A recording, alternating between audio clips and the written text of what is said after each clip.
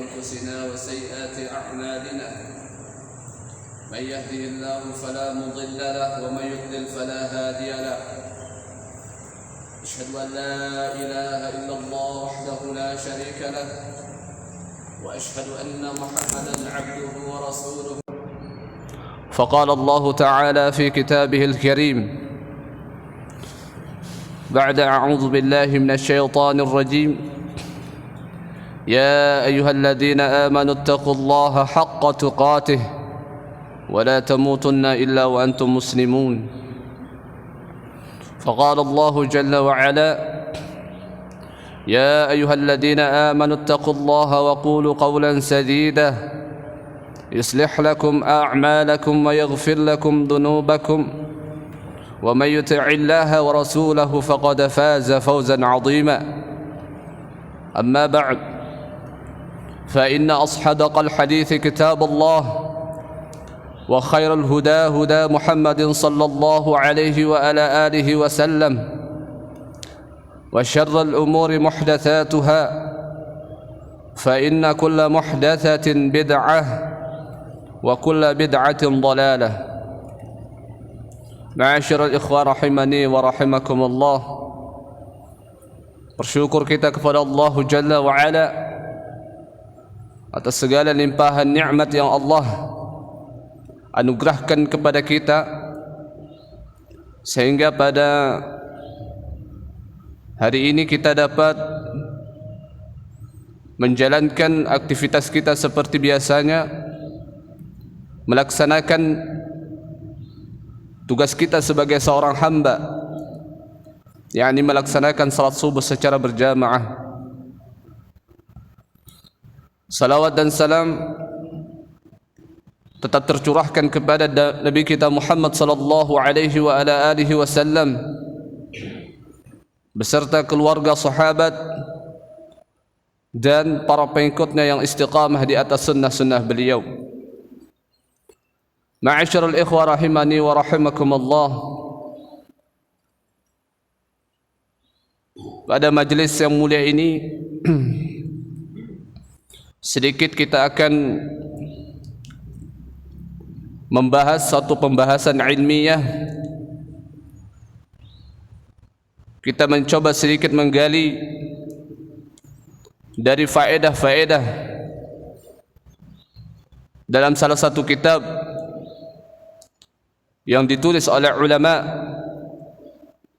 yang mana kitab ini membahas tentang permasalahan-permasalahan akidah, permasalahan-permasalahan pokok di dalam beragama, yang dikhususkan pada pembahasan bab tentang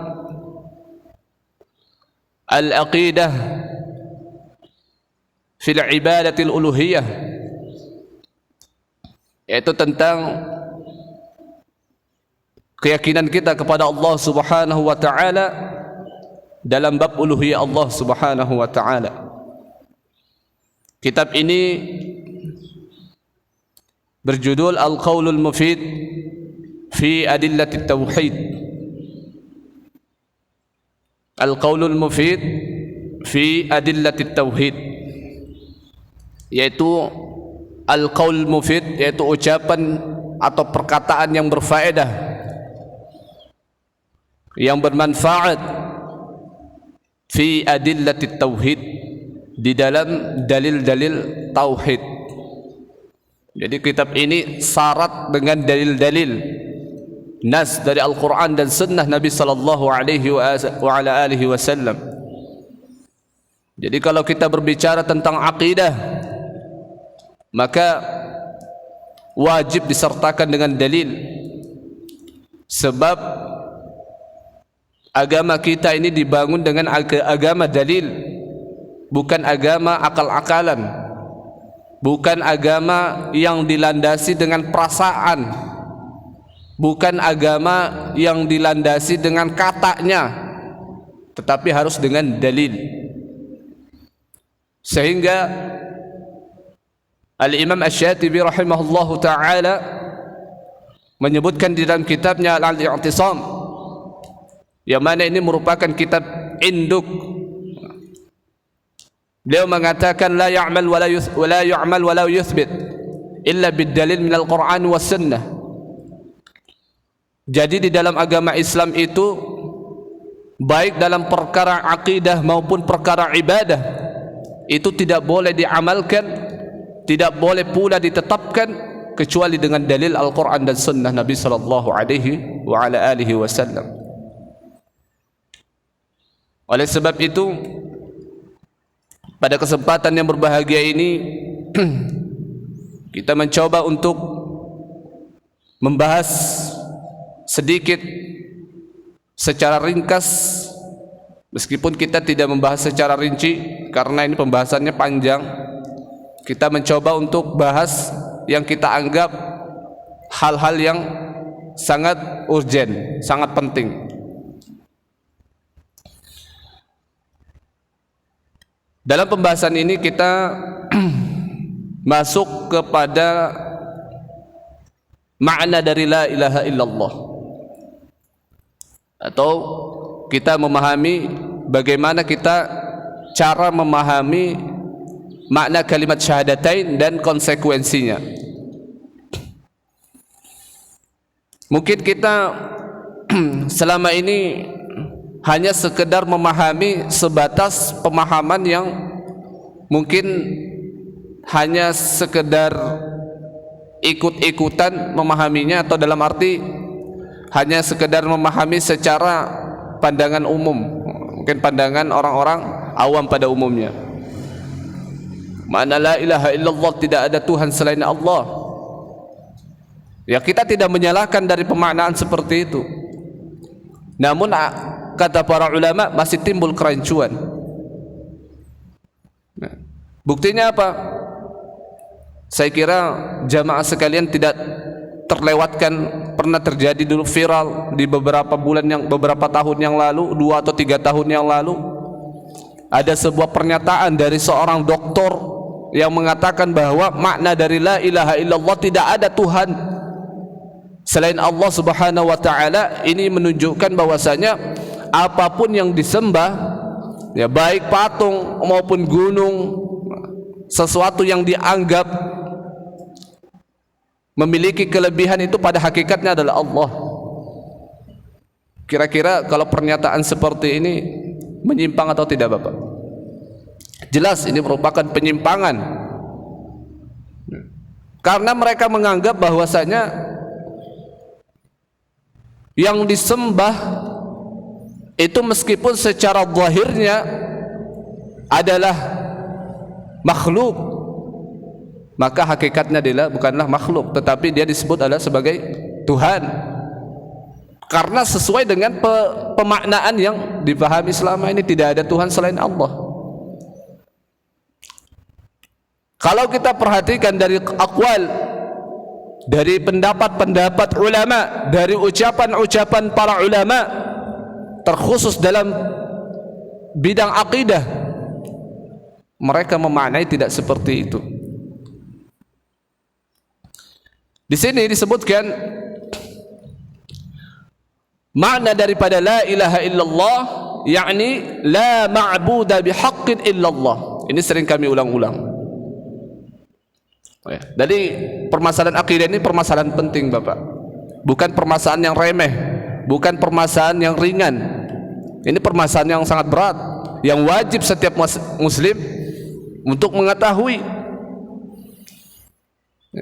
Makanya Allah subhanahu wa ta'ala berfirman, fa'alam annahu la ilaha illallah, ketahuilah bahwasanya tidak ada yang berhak diibadahi dengan benar kecuali Allah subhanahu wa ta'ala. Allah subhanahu wa ta'ala memerintahkan kita untuk mengilmui, fa'alam, untuk mempelajari, untuk memahami isi kandungan daripada la ilaha illallah itu. Jadi tidak ada kata, oh saya sudah pernah mengkaji, oh saya sudah pernah mendengar, sudah sering mendengar, seperti enggak. Ulama itu berkali-kali membahas tentang pemaknaan la ilaha illallah, meskipun itu sudah pernah dikaji berkali-kali. Jadi kebiasaan kita dulu di pondok seperti itu, meskipun pelajaran yang mungkin kita sering dengar ini, wah, karena ustadz kita itu diajarkan terus begitu, untuk demi memantapkan kembali tentang pemahaman kita terhadap kalimatut thayyibah, kalimatut tauhid. Naam. Jadi di sini ulama menyebutkan ay la ma'budu bihaqqin illa Allah, yakni tidak ada yang berhak diibadahi dengan benar kecuali Allah Subhanahu wa taala. Kalau kita lihat dari sisi makna secara bahasa atau kita lihat dari sisi ilmu nahunya, jadi makna kenapa di sini dimaknai dengan tidak ada yang berhak diibadahi, la di sini merupakan la nafiyatul jins, ya, yang berfungsi untuk menafikan segala jenis peribadatan kepada selain Allah Subhanahu wa taala. Kalau di dalam Alfiyatu Ibnu Malik, kitab bahasa kitab nahwu yang paling kalau kita bilang itu paling rumit lah ya, itu dia mengatakan la di sini la nafiyatul jinsil ma'lum, ya, lam yang berfungsi untuk menafikan segala jenis yang sudah diketahui. La ilaha, ilaha di sini maknanya adalah ma'luh, yaitu yang disembah, yang diibadahi. Dari kata alihaya, alihaya luhu, ma'luh, yang disembah, yang diibadahi. Illallah, kecuali Allah Subhanahu wa taala. Lah kenapa di sini kok tiba-tiba ada makna haqqun di sini? Tidak ada yang disembah dengan benar. Haqqun di sini ulama menyebutkan ada haqqun di sini. Lah di sini dia amalannya seperti amalan inna, yaitu fatansibul asma fatarfa'ul khabara, yaitu menasabkan isimnya dan merafa'kan khabarnya. Di sini berarti ada khabar yang dibuang. Jadi apa khabar yang dibuang itu? Maka khabar yang dibuang takdirnya di sini kata para ulama adalah haqqun au bihaqqin. Ya, jadi seharusnya la ilaha haqqun illallah atau la ilaha bihaqqin illallah. Nah, jadi ada khabar, ada kalimah yang dibuang, ada kata yang dibuang. Makanya orang-orang Arab dulu mereka tidak mau mengatakan, padahal disuruh untuk mengucapkan la ilaha illallah. Kalau seandainya hanya maknanya itu tidak ada tidak ada Tuhan selain Allah, orang Arab itu bisa saja dia mengucapkan itu, gampang. Lata Uzza mereka sembah, mereka beribadah kepada Lata Uzza, tinggal dia mengatakan hakikatnya kita beribadah kepada Allah. Tetapi karena mereka paham betul apa makna daripada la ilaha illallah itu, sehingga mereka enggan untuk mengucapkannya. Karena kalimat itu jelas, karena menafikan semua jenis peribadatan kepada selain Allah Subhanahu wa taala. Wa ghairullahi in ubida fa bi batilin, maka selain Allah Subhanahu wa taala in ubida, jika diibadahi, fa bi batilin, maka batil ibadahnya. Dalilnya firman Allah Subhanahu wa taala, dalika bi anna Allah huwal haqq, yang demikian itu bahwasanya Allah Subhanahu wa taala huwal haqq, dialah yang benar. Nah, ini salah satu alasan kenapa ulama menterjemahkan atau memaknai bahwa kalimat la ilaha illallah dan la ma'budu bihaqqin illallah, bihaqqin dari ayat ini menjadikan landasan mereka. Jadi huwal haqq, dialah yang hak, yang berhak, yang memiliki keharusan, dialah satu-satunya Allah Subhanahu wa taala yang maha benar.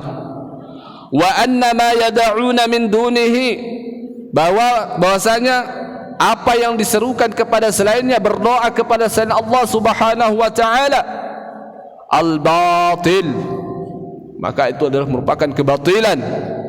Yang meminta kepada selain Allah Subhanahu wa taala itu kesesatan yang amat nyata. Meskipun kita berzikir mengucapkan la ilaha illallah, la ilaha illallah 100.000 kali. Namun di sisi lain kita meminta kepada selain Allah, dalam arti meminta di sini datang ke kuburan meminta barokah, meminta hajatnya supaya tersampaikan, maka menunjukkan bahwasanya dia tidak paham dengan makna la ilaha illallah. Datang ke dukun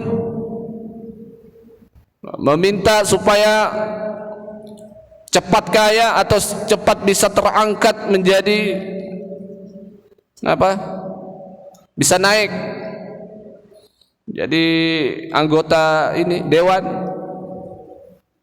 Datang ke dukun rame, menunjukkan bahwa dia tidak memahami kalimat la ilaha illallah. 100 kali mengucapkan la ilaha illallah, la ilaha illallah, jadikan zikir setiap hari.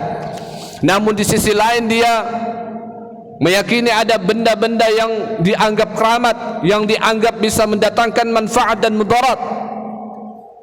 Maka ini menunjukkan bahwasanya dia tidak faham, tidak memahami makna daripada la ilaha illallah. Padahal Allah Subhanahu wa mengatakan fa'alam annahu la ilaha illallah, ketahuilah bahwasanya tidak ada yang berhak diibadahi dengan benar kecuali Allah Subhanahu wa ta'ala. Ini makna daripada la ilaha illallah. Kemudian ini kita loncat ini kajiannya, padahal kalau ini ada sampai syarat la ilaha illallah dan seterusnya. Muqtada syahadati an la ilaha illallah, yaitu konsekuensi daripada syahadat la ilaha illallah. Apa yang menjadi konsekuensi ketika seseorang telah mengikrarkan kalimat la ilaha illallah itu? Maka di sini konsekuensinya adalah tarkul ibadatin ma siwallahi min jami'il ma'budat, yakni meninggalkan ibadah, meninggalkan bentuk peribadatan selain Allah Subhanahu wa ta'ala, min jami'il ma'bud, dari seluruh bentuk sesembahan, dari seluruh bentuk peribadatan kepada selain Allah Subhanahu wa ta'ala. Nah, itu konsekuensinya apa? Ketika seseorang sudah mengucapkan kalimat la ilaha illallah, maka di samping itu dia harus meyakini. Setelah dia yakini, dia amalkan, dia terapkan, maka barulah dia bisa dikatakan sebagai hamba yang tauhid, hamba yang muwahhid, hamba yang mentauhidkan Allah Subhanahu wa ta'ala. Supaya kita jelas ya, tujuan dalam penciptaan kita apa, sesuai dengan apa yang Allah Subhanahu wa ta'ala maksud dan tujuan kita dalam diciptakan, yaitu untuk beribadah hanya kepada Allah Subhanahu wa ta'ala. Allah Subhanahu wa ta'ala berfirman, wa ma khalaqatul jinna wal insa illa liya'budun, tidaklah aku ciptakan manusia, tidaklah aku ciptakan jin dan manusia kecuali untuk beribadah kepada aku, kata Allah, kepada Allah Subhanahu wa ta'ala. Jadi itulah supaya kita menjadi seorang hamba yang benar-benar hanya beribadah kepada Allah Subhanahu wa ta'ala.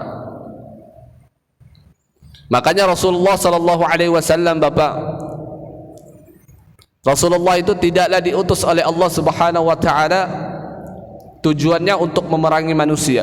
Umirtu an uqatilan nas, saya diutus oleh Allah Subhanahu wa ta'ala sebenarnya untuk memerangi manusia, untuk berperang, hatta yashhadu an la ilaha illallah, sampai mereka bersaksi bahwasanya tidak ada yang berhak diibadahi dengan benar kecuali Allah Subhanahu wa ta'ala. Itu tujuan dalam Rasulullah diutus oleh Allah Subhanahu wa ta'ala kepada umat ini. Ya, mereka Rasulullah diutus untuk apa? Memerangi, bukan untuk membunuh, Pak, ya, berperang. Sampai manusia itu betul-betul menyaksikan, sampai betul-betul manusia itu bersaksi bahwa tidak ada yang berhak diibadahi dengan benar kecuali Allah Subhanahu wa ta'ala, dan Rasulnya adalah sebagai, dan beliau adalah sebagai utusan Allah Subhanahu wa ta'ala. Itu tujuannya. Nah, sehingga kita sampai kepada tujuan Itu. Makanya kita selalu untuk mempelajari tentang akidah, tentang asas dalam beragama. Kemudian al-madlulu alaihi bin nafi, yang mana pada kalimat la ilaha illallah di sini mengandung konsekuensi bahwasanya kandungan daripada maknanya adalah bin nafi, yaitu menafikan. Tadi sudah kita terangkan, yang menafikan seluruh bentuk peribadatan kepada selain Allah Subhanahu wa taala. Wa huwa qauluna sebagaimana yang kami katakan tadi, la ilaha, yaitu maknanya tidak ada sesembahan, ilaha, wa ibadatulillah, wa ibadatullahi wahdahu la syarikalah, dan beribadah kepada Allah serta mengesakannya dan tidak ada sekutu bagi Allah Subhanahu wa taala. Yang mana hal ini mengandung al-madlulu alaihi bil isbat, dari kandungan daripada la ilaha illallah di sini.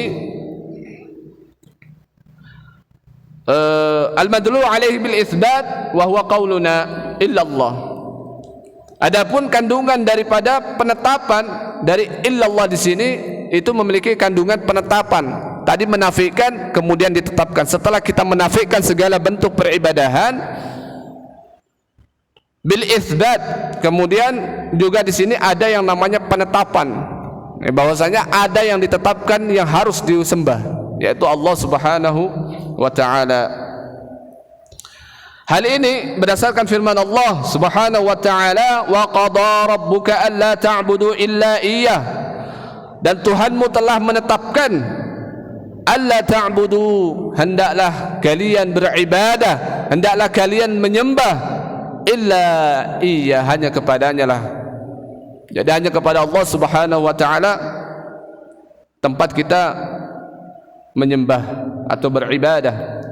Wa qala ta'ala, dan firman Allah yang lain juga disebutkan wa'budullaha, dan sembahlah Allah Subhanahu wa taala, wa la tusyriku bihi, dan janganlah kalian mensekutukannya terhadap sesuatu apapun, wa la tusyriku syai'a.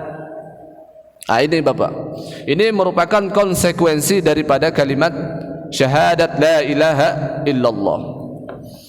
Baik.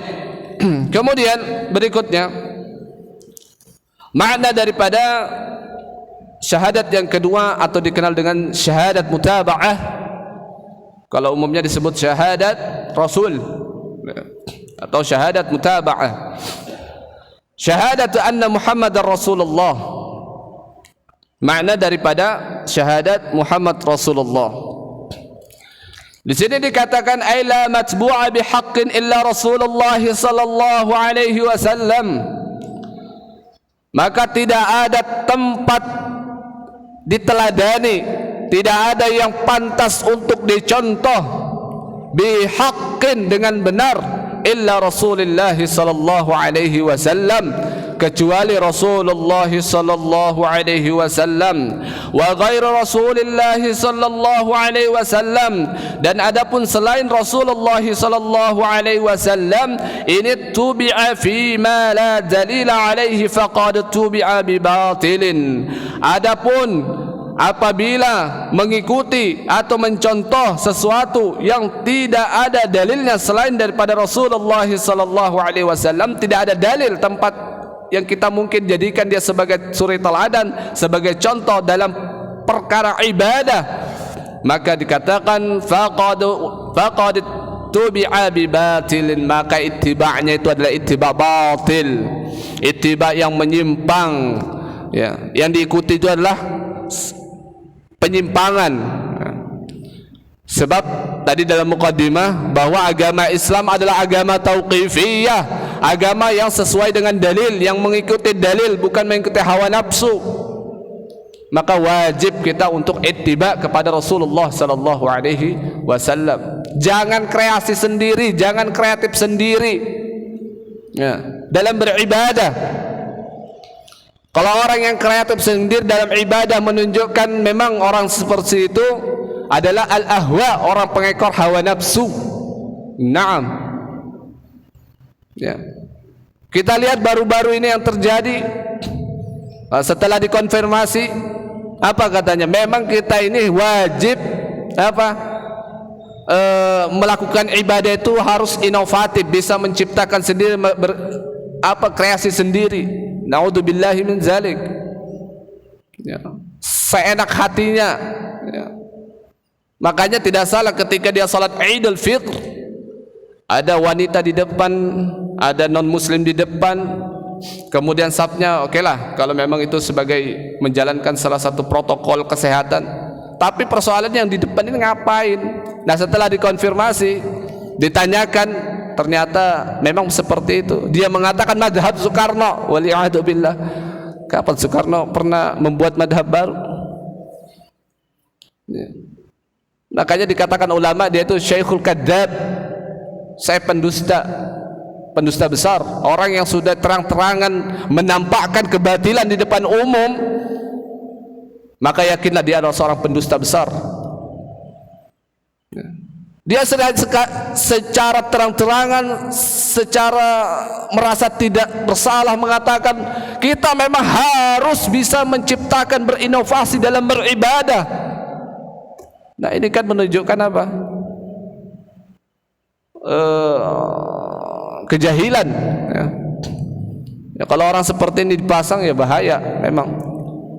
Makanya tidak heran yang dikatakan oleh Imam Ibnu Hajar Al-Asqalani, beliau mengatakan man tahaddatsa fi ghairi fannihi atau bil ajaib. Barang siapa yang berbicara yang bukan ahlinya, bukan bidangnya, dia bukan seorang agamawan, maka tunggu apa yang dia ucapkan itu keanehan-keanehan belaka yang datang itu membingungkan.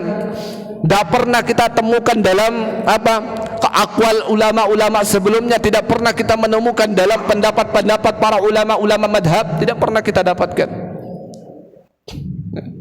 Silakan Bapak buka dalam kitab-kitab klasik maupun kontemporer sekalipun, kalau ada menemukan bahwa bukan dalam kondisi darurat itu boleh wanita di depan salat, cari sampai mati, kita tidak akan pernah menemukan dalam kitab-kitab madhab fikih itu, para ulama fuqaha itu tidak pernah dapat kita. Apalagi dijejer ada imam cadangan di kanan kiri seperti itu. Ini kan kreasi sendiri. Padahal Rasulullah sallallahu alaihi wasallam bersabda dari hadis Aisyah radhiyallahu taala anhu, "Man 'amila 'amalan laisa 'alaihi amruna fa huwa raddun." Barang siapa yang beramal, mengamalkan suatu amalan yang tidak ada contohnya dari kami, maka amalan tersebut tertolak. Itu jelas. Jadi percuma Bapak, meskipun kita ikhlas dalam beribadah, kalau tidak sesuai dengan contoh Nabi sallallahu alaihi wasallam, tidak ada nas dalam Al-Qur'an maupun sunnah, maka ibadah itu pasti tertolak. Kurang apa lagi?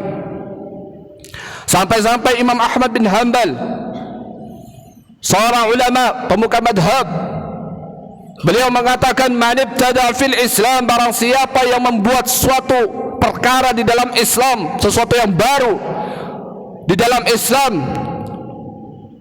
bid'atan yaraha hasanatan, sementara dia memandang itu adalah hasanah yang baik, ada perkara yang baik yang dia buat, yang dia ciptakan, sudah jelas tidak ada dalilnya, dianggap oh ini baik ini, faqad za'ama anna Muhammadan khana risalah, maka sungguh dia telah menuduh bahwasanya Muhammad sallallahu alaihi wasallam berkhianat dalam menyampaikan risalah.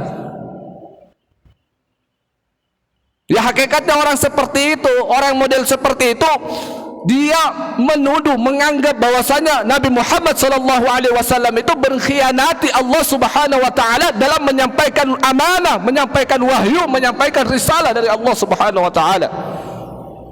Dia menuduh Nabi Muhammad sallallahu alaihi wasallam seperti itu. Kenapa? Karena Allah Subhanahu wa taala berfirman, Al-yawma akmaltu lakum dinakum, pada hari ini kata Allah, aku telah sempurnakan bagimu agamamu. Jadi pada masa Nabi sallallahu alaihi wasallam, pada masa sahabat Nabi sallallahu alaihi wasallam, agama Islam itu telah sempurna, tidak butuh tambahan maupun pengurangan. Jadi apa-apa yang tidak ada pada zaman Rasulullah sallallahu alaihi wasallam dalam perkara ibadah yang telah dicontohkan oleh baginda Rasulullah dan para sahabatnya, maka tidak menjadi agama pada hari ini.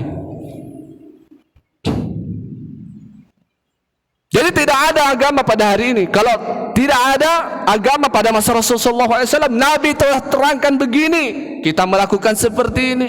Nabi ajarkan seperti ini, kita melakukan seperti ini. Berbeda.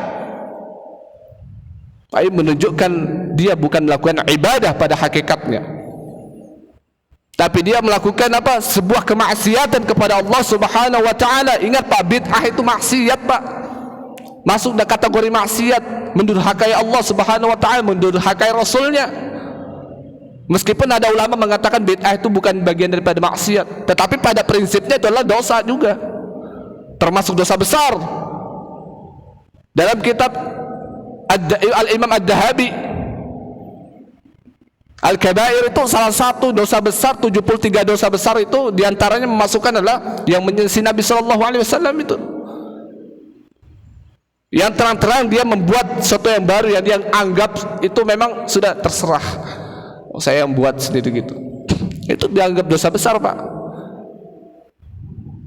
Makanya kita harus hati-hati di dalam beribadah. Kita lihat dalilnya dulu, apa yang disampaikan ini benar atau tidak ya. Makanya Rasul mengatakan fa'alaikum bisunnati, berpeganglah teguh kepada sunnahku, sunnatul khulafaur rasyidin, dan sunnah para khulafaur rasyidin. Kita wajib untuk mengikuti sunnah, Pak, wajib. Cuma permasalahannya kadang-kadang orang memahami sunnah itu hanya dipahami secara menurut pandangan para ulama fuqaha saja. Hanya sebatas itu dia memahami sunnah. Sunnah lawannya adalah bid'ah. Sunnah lawannya adalah wajib, yaitu bukan wajib. Karena selama ini kita hanya memahami secara pandangan awam. Kita memahami sunnah itu ialah bukan wajib. Padahal ada definisi sunnah yang lainnya. As-sirat, tariqah, jalan atau perjalanan yang ditempuh oleh baginda Rasulullah sallallahu alaihi wasallam itu sunnah. Ma udifa ila Nabi sallallahu alaihi wasallam min qaulin wa fi'lin aw taqrin aw sifatin. Apa yang disandarkan kepada Nabi sallallahu alaihi wasallam maka itu sunnah, Pak.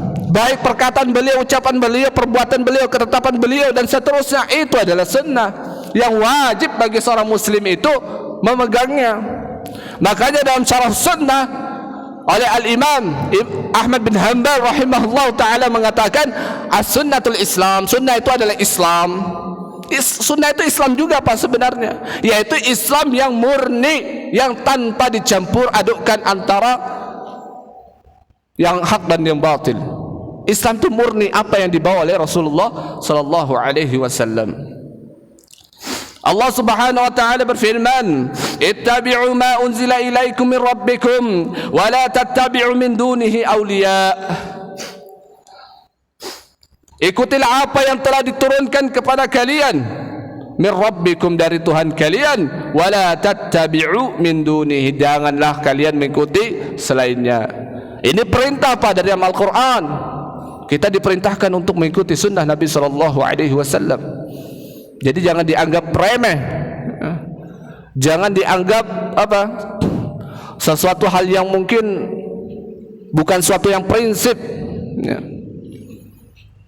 Makanya sampai-sampai Rasul mengatakan wa iyyakum muhdatsatil umur, hati-hatilah kalian terhadap perkara yang baru. Wah, itu diwanti-wanti oleh Rasulullah sallallahu alaihi wasallam itu. Cuma kadang-kadang kita kalau sudah dengar istilah bid'ah itu seakan-akan itu milik orang ini Wahabi katanya. Nah, ini sulitnya, Pak, masyarakat. Padahal istilah bid'ah itu yang pertama muncul ya Rasul sendiri mengatakan wa iyyakum muhdatsatil umur wa kullu muhdatsatin bid'ah. Kenapa kita harus alergi dengan istilah bid'ah itu? Bapak buka kitab-kitab klasik para ulama, antara pembahasan bid'ah itu luar biasa. Itu bukan persoalan milik orang Salafi, bukan permasalahan Wahabi, bukan permasalahan Muhammadi, bukan permasalahan Al-Irsyad, bukan permasalahan Persis, bukan. Itu permasalahan agama, bukan punya kelompok istilah itu. Jadi jangan merasa ini ada bid'ah, alergi langsung. Padahal memang itu sudah pesan Rasulullah, hati-hati jangan sampai. Setelah bahkan Imam Syafi'i juga nyebut itu istilah bid'ah itu. Man istahsana faqad syara'a. Ya, barang siapa yang menganggap baik satu perbuatan, faqad syara'a, maka dia telah membuat agama baru. Coba bayangkan. Jadi orang yang menganggap baik dalam perkara ibadah yang dia pandang itu adalah hasanah, maka kata Imam Syafi'i faqad syara'a, maka dia sungguh telah membuat syariat baru. Bahkan dilanjutkan oleh muridnya, barang siapa yang membuat syariat baru faqad kafara, barang siapa yang membuat syariat baru maka dia kafir. Nah, itu siapa itu? Imam Syafi'i dalam memandang hal perkara-perkara yang dianggap baru ini. Baik. Ini yang makna daripada syahadat Muhammad Rasulullah. Terakhir, konsekuensi daripada syahadat Muhammad Rasulullah di sini adalah ta'atuhu fima amar. Ialah mentaati apa yang Rasulullah sallallahu alaihi wasallam perintahkan, wa tasdiqu fima akhbara, dan membenarkan apa yang telah dikhabarkan oleh baginda Rasulullah sallallahu alaihi wasallam, wa taraka ma naha anhu, dan meninggalkan apa yang Rasulullah sallallahu alaihi wasallam larang. Jadi kalau Nabi perintahkan kita kerjakan, sami'na wa ata'na. Jangan kita sami'na tunggu dulu, wa ata'na nanti dulu. Kita dulu, kita cerna dulu, kita buat ini itu dulu, ya. Jangan seperti itu, laksanakan langsung. Wa ala ya'budullaha illa bima balagnahu Rasulullah sallallahu alaihi wasallam. Jadi untuk beribadah kepada Allah itu kita tidak boleh melakukan kecuali kepada apa yang telah disampaikan Rasulullah sallallahu alaihi wasallam. Wa taqdimu qawlihi, mengutamakan sabda Nabi sallallahu alaihi wasallam, mengutamakan nas-nas Al-Qur'an dan sunnah, ala qaulin kulli ahadin minan nas, daripada mengutamakan pernyataan atau perkataan-perkataan para tokoh, ya, para pemuka agama. Kita lihat kalau memang ini ucapannya bertentangan dengan dalil, maka tidak usah diambil, ya, tidak usah fanatik. Yang kita wajib, yang kita ambil adalah ucapan Rasul sallallahu alaihi wasallam, yaitu dalil dari Al-Qur'an maupun dan sunnah Nabi sallallahu alaihi wasallam. Baik, karena waktunya sudah habis, mungkin kita cukupkan sampai di sini. Mudah-mudahan di pertemuan yang akan datang, kalau ada kesempatan, kita coba membahas lebih panjang. Demikian yang dapat kami sampaikan, kurang lebihnya mohon dimaafkan. Hadanallahu wa iyyakum ajma'in. Wassalamualaikum